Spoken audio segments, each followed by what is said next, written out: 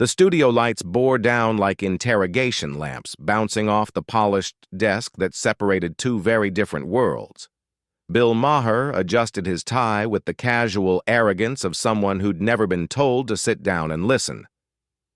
Jasmine Crockett, poised yet immovable, met his smirk with silence that pressed against the room like a storm cloud refusing to burst.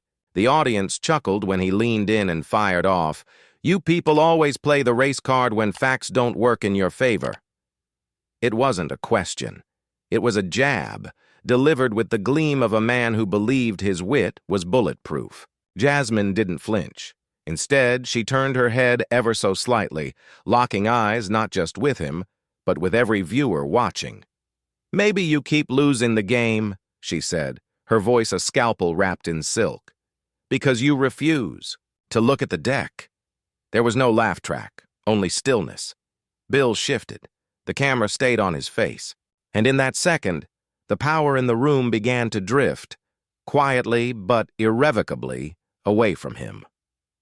Long before she stepped onto that stage, Jasmine had been forged in silence, the kind that builds behind closed congressional doors when a black woman dares to correct a senior white senator without raising her voice. Years earlier, she'd stood on the House floor with the Constitution in one hand and restraint in the other, calmly outlining precedent while a male colleague interrupted her 6 times in 2 minutes.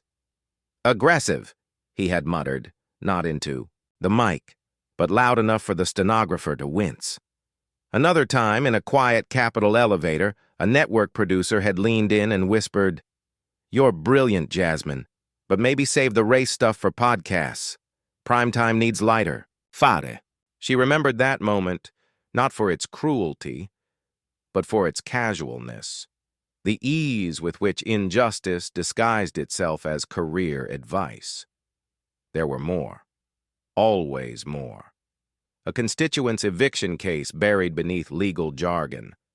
A bill to fund underprivileged school districts vetoed with no explanation. A judicial nominee with a history of racial bias confirmed because no one could prove intent. Jasmine didn't shout. She wrote, she filed, she voted, and she waited.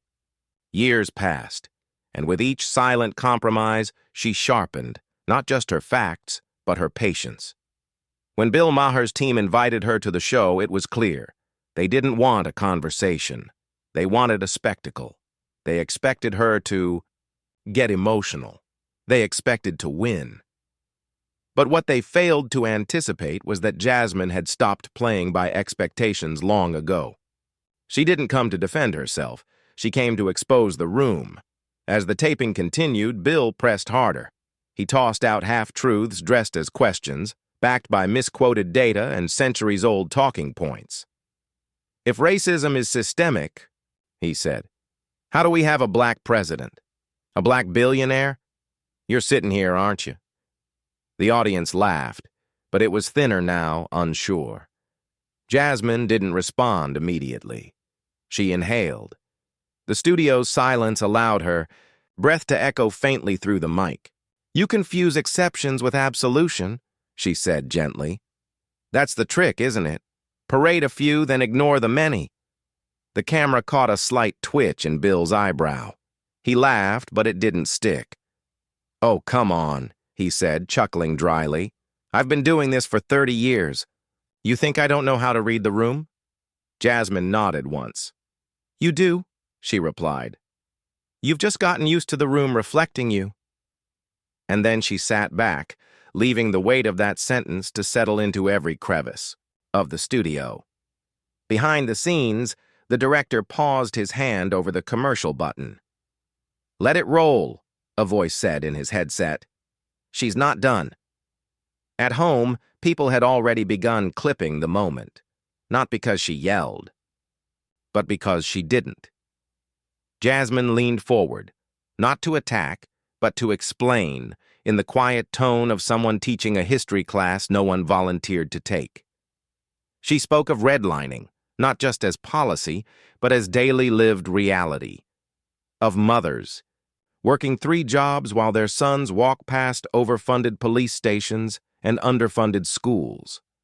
of how racism evolved, not vanishing, but shape-shifting, learning new languages, disguising itself as neutral policy. "The danger," she said, "isn't in the obvious slur, it's in the polite deflection. The ones who say, 'That's not my experience,' and think that makes them innocent." Bill opened his mouth, but for once said nothing. The audience wasn't clapping. They were watching. A woman in the second row lowered her phone. A man leaned forward, eyes narrowed, as if seeing her for the first time, not as a guest, but as a force. Bill finally muttered, "I think you're taking this too personally." Jasmine exhaled, slow and deep. "I am a person," she replied, "and this is personal. That's the part that scares you." Her voice didn't rise. It didn't need to. The truth had already shifted the air, and Bill, long the king of the last word, found himself with none. The next day, the internet detonated.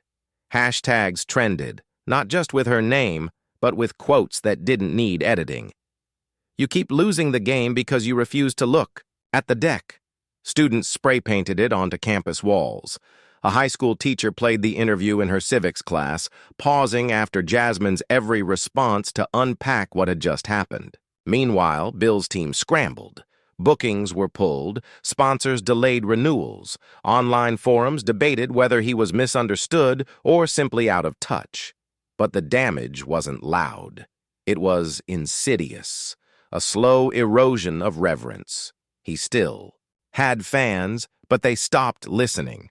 Not because they hated him, but because deep down they recognized what Jasmine had revealed. He didn't want truth. He wanted affirmation. And he didn't get it. In his dressing room, the laughter from past shows played softly from a monitor, a cruel echo. He scrolled through Twitter. Every third post was a quote from her. Every fourth was a screenshot of his face mid-silence. He tried to laugh. He couldn't. Jasmine went home to a porch in Houston, where the city buzzed but her yard stayed quiet. She sat with tea, not celebration. She didn't smile at the attention. She'd seen attention come and go, usually right before a door was shut. But something was different this time. Not in the volume of applause, but in the shape of the silence that followed. A local newspaper ran a cover story titled, "Calm is a Weapon Too." An elderly woman mailed her a handwritten letter that said, "You didn't speak for me. You reminded me I still had a voice." And still, Jasmine didn't call it victory. She called it accountability. Small, imperfect, incomplete, but real. Enough to keep going. In the days that followed, Bill was offered a redemption arc. He declined, not publicly. He just stepped back.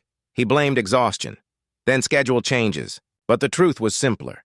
He'd seen something in Jasmine's eyes that night, something he couldn't debate or deflect. She hadn't come to win a fight. She'd come to tell the truth. And he'd been unprepared for what that truth looked like when it stood its ground. A week later, during a campus Q&A, a student asked Jasmine how it felt to destroy someone on national television. She smiled, not wide, just enough. "I didn't destroy anyone," she said. "I reflected them. Some people aren't ready for their own image." The room went silent, not out of fear, but reverence. The truth didn't need to shout. It had already echoed. And somewhere in a studio whose walls no longer held power, a man stared at his reflection and realized he was no longer the voice of the room. He was its echo. And Jasmine Crockett, calm, unwavering, unflinching, had simply held up the mirror.